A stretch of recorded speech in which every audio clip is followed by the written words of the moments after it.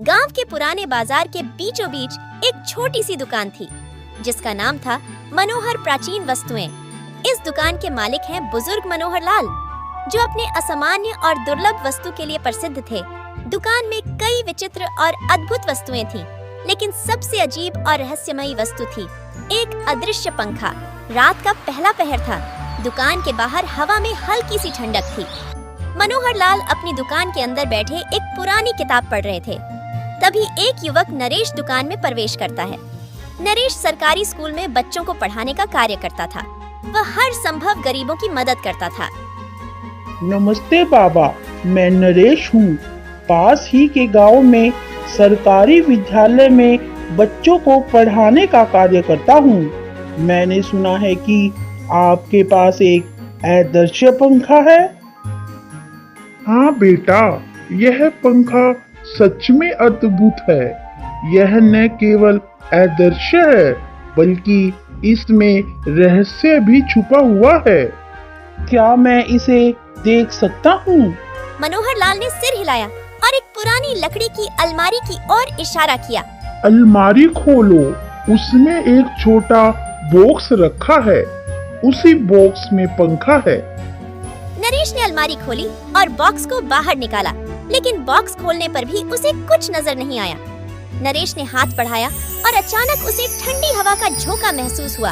वह चौंक गया। ये कहकर मनोहर लाल नरेश को वह अदृश्य पंखे का बक्सा सौंप देता है। लेकिन नरेश, एक बात का ध्यान रखना। अगर तुमने कभी इस अदृश्य पंखे का दुरुपयोग किया या अपने किसी निजी स्वार्थ के लिए किया, तो यह पंखा अपने आप अदृश्य हो जाएगा और फिर कभी भी तुम्हें इससे कोई मदद नहीं मिल पाएगी। कुछ दिन बाद नरेश अपने विद्यालय में बच्चों को पाठ याद करा रहा था। तभी कक्षा में उसे सूरज नाम का एक लड़का दिखाई दिया। सूरज पढ़ने में बहुत होशियार था, लेकिन आज कक्षा में उसका मन नहीं लग रहा था। उसको उदास बैठा देखकर मास्टर नरेश सूरज से कहता है, क्यों भाई सूरज, आज तुम क्यों बुझे बुझे से हो? मास्टर जी, आपको तो हमारी घर की हालत पता ही है। सेठ चतुरलाल ने धोखे से हमारी जमीन पर कब्जा कर लिया है। पिताजी, माताजी और मेरी दीदी निर्जा बहुत दुखी हैं। ठीक है सूरज, विद्यालय की छुट्टी होने पर गेट के बाहर मिलना। नरेश फिर से बच्चों को पढ़ाना शुरू कर देता है। विद्यालय की छुट्टी होने पर नरेश सूरज से विद्यालय के गेट के पास मिलता है। नरेश सूरज के साथ उसके घर जाता है और सूरज के पिताजी को कुछ समझाकर वापस अपने घर लौट जाता है।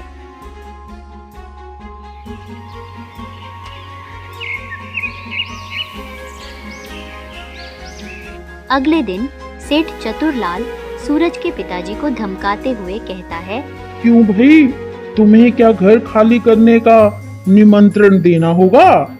चलो चलो, जल्दी करो, निकलो यहाँ से। सेठ जी, आप ये सही नहीं कर रहे। मैं अपने परिवार के साथ अब कहाँ जाऊँगा? हम पर दया करो सेठ जी। दया? वो कौन सी चिड़िया का नाम है? सेठ गंदी नजरों से नीरजा को देखता है। हाँ, मेरे पास है एक उपाय। बताइए सेठ जी, कौन सा उपाय? अपनी बेटी का विवाह मुझसे करा दो, तो मैं तुम्हारे घर का कागजात वापिस कर दूंगा। सेठ जी, तुम्हें शर्म नहीं आती? मेरी बेटी तुम्हारी बेटी की उम्र की है। तो फिर ठीक है ना, निकलो यहाँ से। रामू शामू, कहाँ मर गए तुम? सब इनको धक्के मार के बाहर भगाओ। सेठ गंदी नजरों से नीरजा को देखता है। जैसे ही सेठ के गुंडे आगे बढ़ते हैं, एक हवा का झोंका आता है और सेठ की जोर जोर से पिटाई होने लगती है। अरे बचाओ बचाओ, कौन है यहाँ जो मुझे मारे जा रहा है? इतना कहते ही नरेश पुलिस के साथ वहां पहुंच जाता है और सारी घटना पुलिस वालों को बता देता है। सूरज और उसका परिवार मास्टर नरेश को धन्यवाद देता है। मास्टर नरेश का तबादला गांव से ही कुछ दूरी पर एक शहर के अन्य सरकारी विद्यालय में हो जाता है। इसलिए नरेश कुछ दिनों के लिए शहर में रहने के लिए चला जाता है। नरेश को पता चलता है कि आसपास के गांव में बाढ़ आ गई है, जिसकी वजह से गांव के लोगों का घर और उनकी जरूरतों का सामान बाढ़ के पानी में बह जाता है। सब जगह हाहाकार मची हुई होती है। नरेश जल्दी जल्दी अपने घर की ओर दौड़ता है। वह अलमारी में रखे बॉक्स को खोलकर कुछ मंत्र पढ़ता है। पलक झपकते ही बाढ़ का पानी सूख जाता है और गांव में लोगों का जीवन फिर से सामान्य हो जाता है।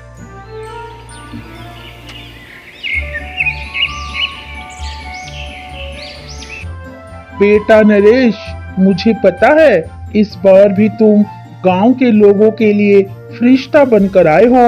मैं अपनी बेटी का विवाह तुमसे करना चाहता हूँ। क्या तुम मेरी बेटी से विवाह करोगे? हाँ जी, मुझे भी आपकी बेटी पसंद है। मैं भी उसे पत्नी के रूप में स्वीकार करूँगा। इस तरह नरेश और नीरजा की शादी हो जाती है। नरेश और उसकी पत्नी नीरजा अपने वैवाहिक जीवन में बहुत खुश थे। उनके घर में अब एक नया मेहमान आने वाला था। कुछ दिन बाद नीरजा, आज मैं तुम्हें एक राज की बात बताना चाहता हूँ। बताइए, आप क्या बताना चाहते हैं?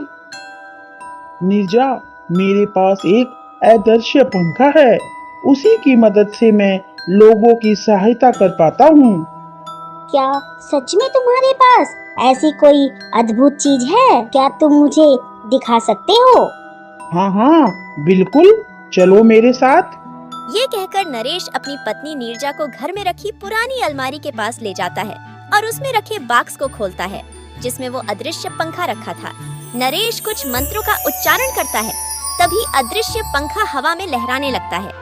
पंखे को देखकर नीरजा के मन में अदृश्य पंखे को लेकर उत्सुकता जाग जाती है। कुछ दिन बाद नीरजा एक लड़के को जन्म देती है। दिन इसी तरह हंसी खुशी बीत रहे थे। अज्जी, सुनते हो? अब तो मुन्ना भी बड़ा हो रहा है और अब एक पंखा से गुजारा करना भी मुश्किल है। बारिश का मौसम भी आने वाला है।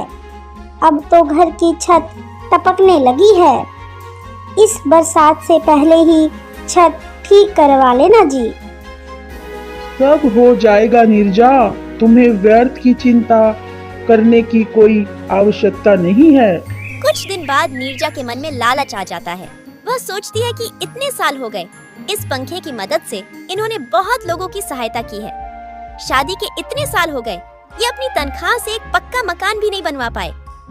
क्यों ना मैं खुद ही अदृश्य पंखे की मदद से अपने लिए गहने, कपड़े और आलीशान मकान बनवा लूं। ये सोचकर नीरजा अपने पति द्वारा उच्चारण किया गया मंत्र दोहराने लगती है और कुछ ही देर में अदृश्य पंखा हवा में लहराने लगता है। अदृश्य पंखे, जल्दी से मुझे बहुत सारे गहने, कपड़े और आलीशान मकान दे दे। एक अदृश्य आवाज आती है, नीरजा, तुम कुछ ऐसा मांगो जिससे तुम्हारे साथ साथ दूसरों का भी भला हो जाए। तुम लालचवश जो मुझसे मांग रही हो वो मैं तुम्हें दे तो दूंगा, लेकिन इससे मेरी शक्ति निष्क्रिय हो जाएगी। मैं फिर किसी भी व्यक्ति की मदद नहीं कर पाऊंगा। अभी सोच लो, तुम्हें क्या करना है? अपने निजी स्वार्थ से ऊपर उठकर दूसरों की मदद करनी है या अपने स्वार्थ के लिए मेरा उपयोग करके मेरी शक्ति नष्ट करनी है? ऐ जादुई पंखे, हमने बहुत मदद कर ली दूसरों की। मुझे समझाने की जरूरत नहीं है। जल्दी से तुम मुझे गहने, कपड़े और आलीशान मकान बना कर दे दो। इतना कहते ही नीरजा के पास गहने, कपड़ों का ढेर लग जाता है और उसका टूटा फूटा घर एक आलीशान मकान में बदल जाता है। नरेश जब विद्यालय से घर आता है तो देखता है कि उसका घर एक आलीशान मकान में बदल जाता है। नरेश को ये सब देखकर समझते देर न लगी कि ये सब जादुई पंखे की मदद से हुआ है। नीरजा, कहाँ हो तुम? ये क्या अनर्थ कर डाला तुमने? मेरी ही मति मारी गई थी जो मैंने तुम्हें अदृश्य पंखे का राज बता दिया। अपने पति द्वारा इस तरह के शब्द सुनकर नीरजा को भी अपनी गलती का एहसास हो जाता है और अपने पति से माफी मांगने लगती है। अब माफी मांगने का भी कोई फायदा नहीं है नीरजा। तुमने अपने लालचवश एक अनमोल धरोहर खो दी है, जिसकी मदद से मैं असंख्य लोगों की मदद कर सकता था। ये गहने, ये कपड़े तो कुछ दिन के लिए सुख देने वाले हैं, लेकिन जरूरतमंदों की सहायता करने से जो सुख मिलता है उस सुख का अनुभव किसी किसी के ही नसीब में होता है। इस तरह अपनी पत्नी नीरजा की बेवकूफी से नरेश ने अदृश्य पंखे को खो दिया था। अब वो अदृश्य पंखा जमीन पर बेजान पड़ा था। Thanks for watching.